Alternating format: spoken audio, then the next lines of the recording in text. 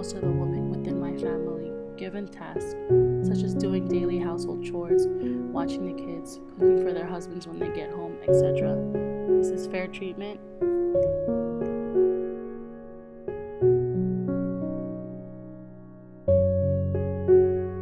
Did these issues of gender roles start today? No. Women were given these gender roles way before the Civil War. Women began to realize that their rights had been violated, to the point where their rights were not even theirs to begin with. Their rights belonged to those of their husbands.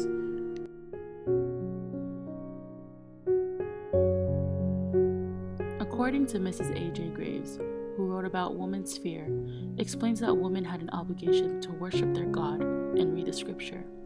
With that, a woman's sphere took place within the household, where she was given specific roles.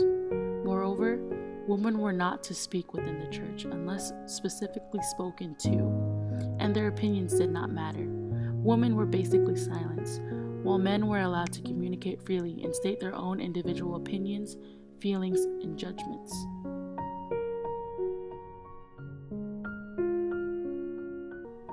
Women began to be influenced to work in factories where conditions were often dangerous.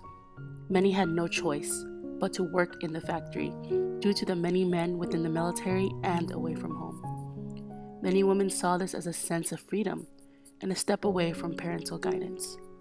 They were able to earn their own money and had more educational opportunities. However, many, specifically men, did not agree with giving such a male-specific role to a woman because it would threaten the American way of life, so they say. However, many women were needed, causing the advertisement of factory girls from Lowell Factory to catch the eyes of many. A woman is depicted as the focal point within the advertisement, and she is holding a Bible. She is depicted as a happy individual, looking forward to her day at work. With the church in her background, it shows a woman's attachment to religion. However, the advertisement was ridiculed due to its false hope.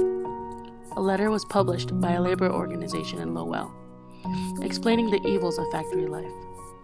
The factories took women away from society and isolated them from their families, and that sense of guidance they need to become useful members within the world.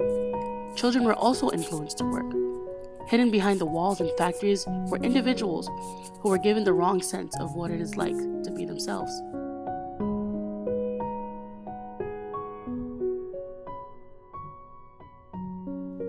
In 1851, two women, Elizabeth Cady Stanton and Susan B. Anthony, came together and teamed up to fight for women's rights. Anthony is a well-known abolitionist, thus she was given the task of business affairs, while Stanton did most of the writing.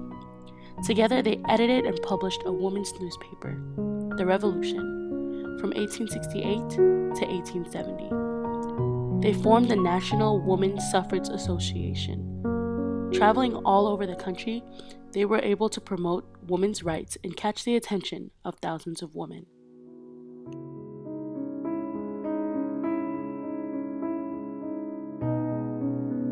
On Election Day in 1820, millions of women were finally able to exercise their right to vote. The 19th Amendment was ratified into the Constitution on August 26, 1920, emphasizing a woman's equal rights and responsibilities of citizenship as those of men. This was the beginning of a new day.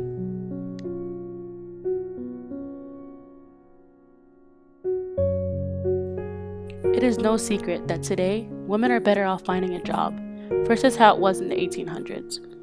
However, although they are working, they are often paid less than that of men.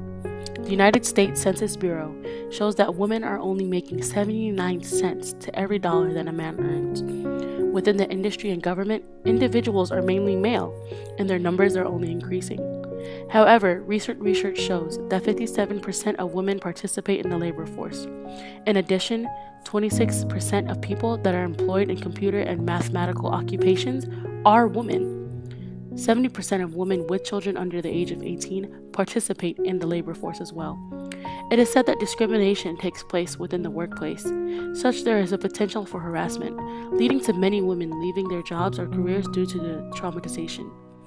In 2011, The Equal Employment Opportunity Commission filed almost 6,000 complaints of pregnancy discrimination, and 11.4% of complaints were sexually related. There are days that I wonder, in the future, am I going to find a job or be able to afford my family, my house, my car? Or is what I earn based on my gender? I hope that one day this world will notice that women have the same capability as men. I'm a math major. I want to become a math teacher. But is being a woman going to stop me? No. Thank you for listening. Have a great day.